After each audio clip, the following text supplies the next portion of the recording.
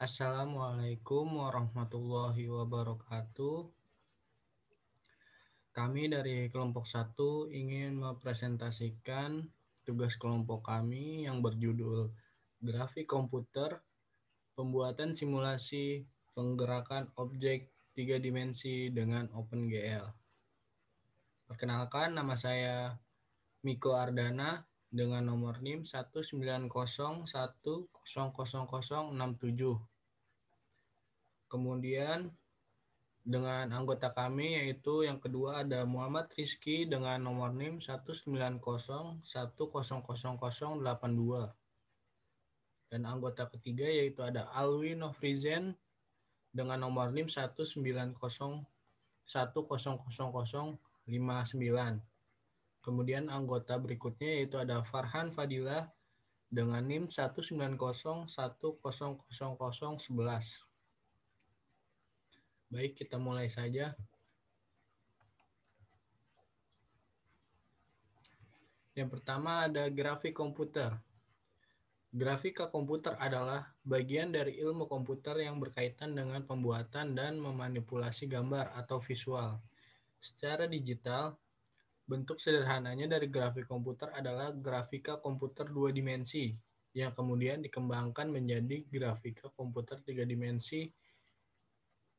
Pemrosesan citra atau image processing dan pengenalan pola pattern recognition. Grafik komputer sering dikenal juga dengan istilah visualisasi data. Kemudian cabang ilmu grafik yaitu ada 1 pemrosesan citra atau imaging processing. Pemrosesan citra atau imaging processing adalah proses mempunyai ciri data, memasukkan dan informasi keluaran yang berbentuk citra. Istilah pengolahan citra digital secara umum didefinisikan sebagai pemrosesan citra 2 dimensi dengan komputer. Umumnya citra digital berbentuk persegi panjang atau bujur sangkar. Pada beberapa sistem pencitraan, ada pula yang berbentuk segi 6 yang memiliki lebar dan tinggi tertentu. Lanjut. Yang kedua ada pengenalan pola atau pattern recognition. Pengenalan pola atau pattern recognition dapat dikatakan sebagai kemampuan manusia mengenali objek-objek berdasarkan ciri-ciri dan pengetahuan yang pernah diamati dari objek-objek tersebut. Tujuannya dari pengenalan pola ini adalah mengklarifikasi dan mendeskripsikan pola atau objek kompleks melalui pengetahuan sifat-sifat atau ciri-ciri objek tersebut. Apakah pola dapat dikatakan sebagai identitas yang didefinisikan dan dapat diberi suatu identifikasi atau nama. Kemudian ada bagian dari grafik komputer. Yang pertama itu ada geometri, yang kedua animasi, yang ketiga ada rendering, yang keempat ada citra atau imaging.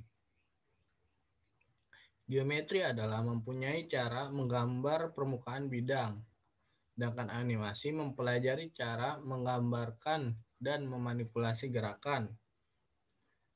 Serta rendering yaitu mempunyai algoritma untuk menampilkan efek cahaya. Kemudian ada citra atau imaging yaitu mempelajari cara pengambilan penyuntingan gambar. Baik, begitu saja presentasi dari kelompok saya yang akan dilanjutkan dengan teman saya. Terima kasih.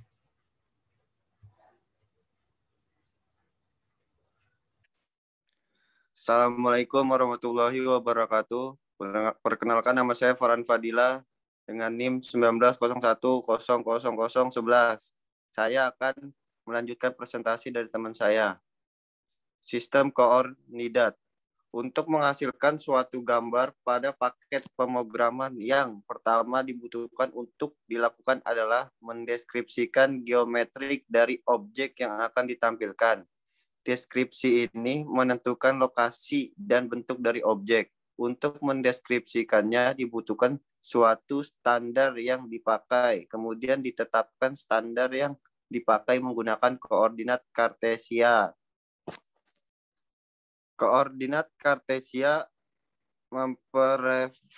mempreferensikan posisi koordinat pada kuadrat pertama dari dimensi 2 yang menjadi titik acuan dari koordinat ini adalah pada sudut kiri bawah seperti pada gambar di atas. 1. Sedangkan koordinat yang dipakai pada layar adalah juga koordinat Kartesia, hanya saja titik acuan dari koordinat pada layar berada pada sudut kiri atas. Nilai untuk koordinat horizontal dari kedua sistem ini adalah sama dan untuk membalik nilai Y dikonversikan ke nilai Y yang sebenarnya yang dimulai dari bawah dengan menggunakan rumus sebagai berikut. Y sama dengan Y MAX min Y I N invert. Jika koordinat yang digunakan pada gambar menggunakan suatu koordinat yang lain, maka harus dikonversikan ke dalam koordinat Kartesian sebelum dimasukkan ke dalam suatu paket grafik. Suatu paket mungkin didesain untuk aplikasi-aplikasi khusus yang memberikan penggunaan sistem koordinat lainnya yang sesudah dengan aplikasi-aplikasi ini. Sesuai dengan aplikasi ini. Transformasi proyeksi. Pada tahap selanjutnya, pada penglihatan 3 dimensi setelah ditransformasikan ke dalam sistem koordinat, objek yang dideskripsikan diproyeksikan ke dalam penglihatan pada bidang datar. 2. Pada umumnya, grafik memiliki 2 macam proyeksi, yakni proyeksi paralel dan proyeksi perspektif. 1. Proyeksi paralel. Pada proyeksi paralel, posisi koordinat dirubah ke dalam penglihatan pada bidang datar dengan menggunakan bantuan garis-garis paralel. Mengilustrasikan proyek paralel untuk suatu garis yang didefinisikan dengan 2 titik koordinat, yakni P1 dan P2. Semua garis paralel pada layar akan ditampilkan secara paralel ketika sudut pandang yang dipakai adalah proyeksi paralel. Terima kasih. Sekian dari saya. Wassalamualaikum warahmatullahi wabarakatuh.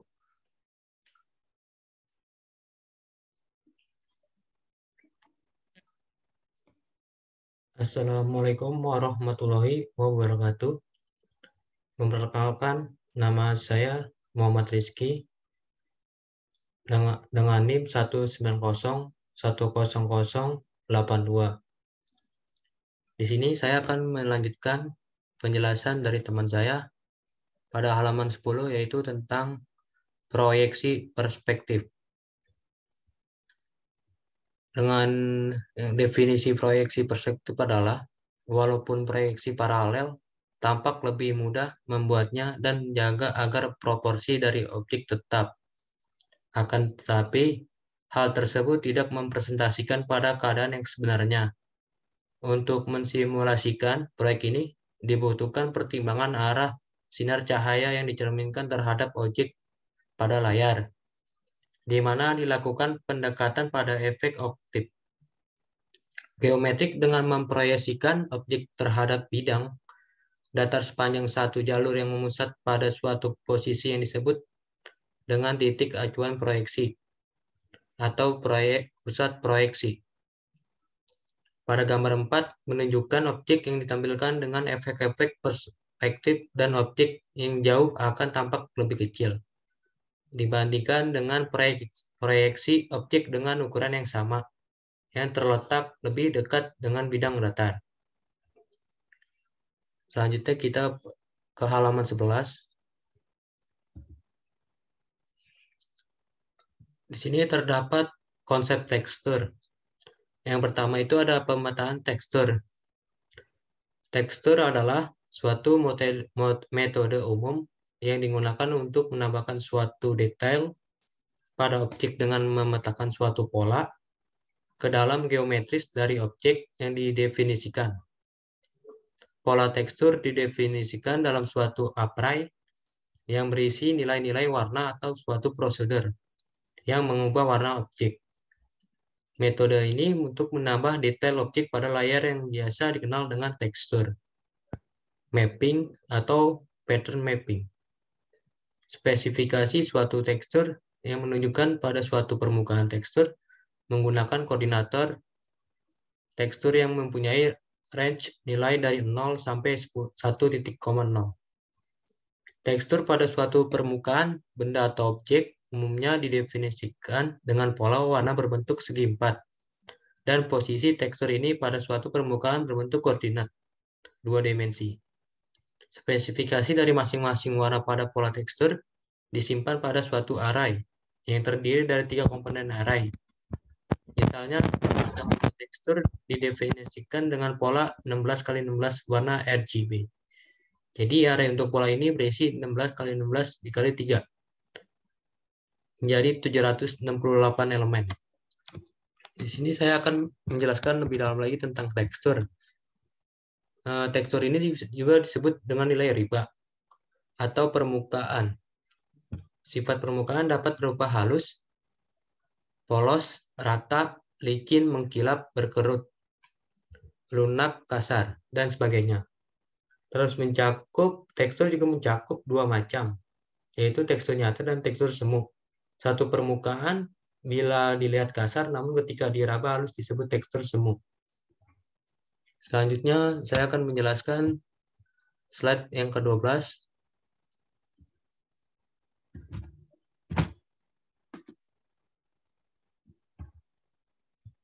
Reedukasi pola tekstur. Pada animasi dan aplikasi-aplikasi yang lain, ukuran dari objek selalu berubah untuk ditampilkan dengan menggunakan tekstur. Dibutuhkan prosedur pemetaan tekstur untuk mengubah dimensi dari objek. Ketika ukuran objek tekstur dikurangi, pola tekstur diaplikasikan pada wilayah yang kecil dan dapat menjadi petunjuk pada penyimpangan pola. Untuk menghindari hal ini dapat dilakukan dengan cara mereduksi pola tekstur. Yang digunakan ketika ukuran objek yang ditampilkan ukurannya berkurang. Secara khusus, masing-masing reduksi pola adalah setengah dari ukuran sebelumnya.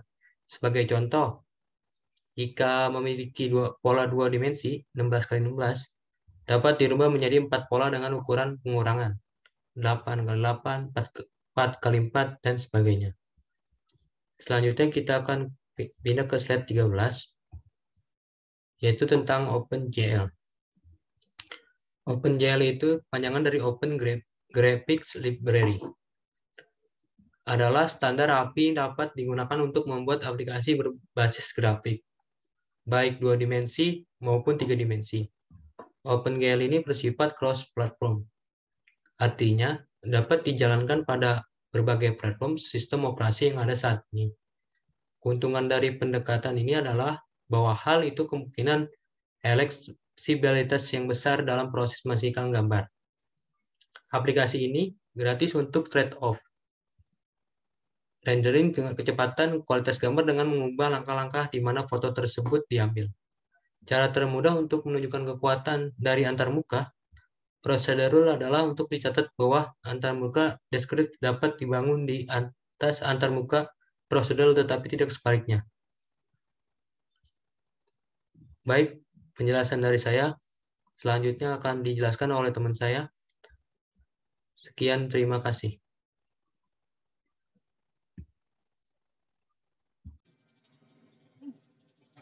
Perkenalkan, nama saya Alvin Prizen dari kelompok 1.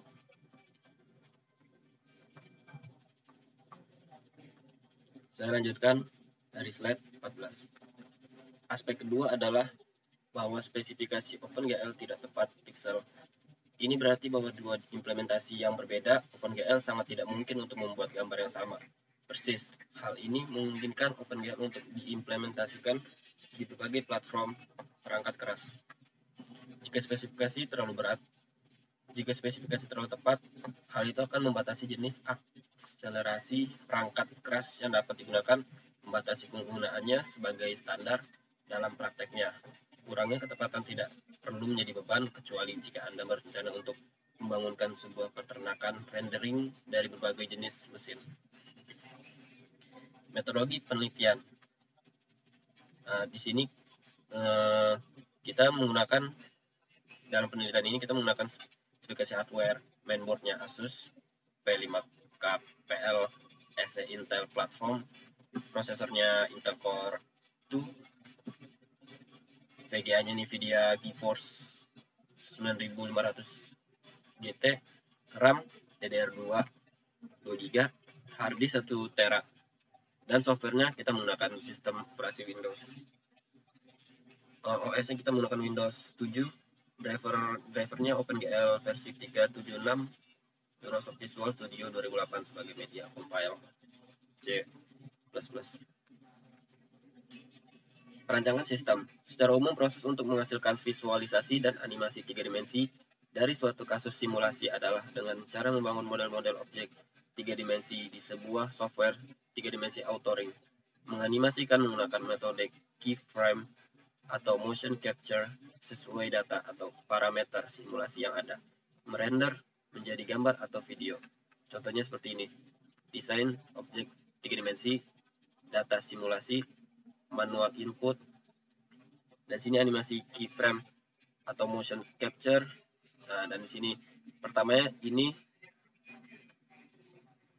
dimasukkan ke dalam animasi keyframe menjadi sebuah animasi, lalu di rendering offline. Ini membutuhkan waktu yang lumayan lama jika berat atau terlalu banyak desain atau data yang dimasukkan di offline rendering. Lalu sudah selesai, dimasukkan ke dalam hard disk untuk menyimpannya. Lalu tampilan hasil. Ini tampilan hasil ada berupa proses dari semua ini dan menjadi tampilan hasil. Lanjut, instalasi driver OpenGL. Di sini terlebih dahulu download library OpenGL-nya yang resmi di sini. Nih. Untuk sistem operasi Windows, library ini terdiri dari 3 files, yaitu glut.h, glut32.lib, glut32.dll. Di sini bisa dicari di sini. Tinggal dicari ini.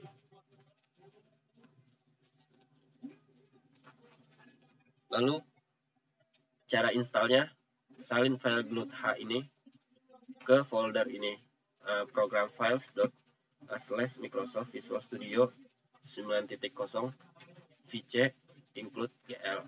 Lalu salin lagi yang glut32.lib ke folder Studio VC dan di folder lib, masukin ke dalam lib. Lalu salin glut32.dll ke dalam sistem 32. Sekian dari kelompok kami, kurang lebihnya mohon maaf. Wassalamualaikum warahmatullahi wabarakatuh.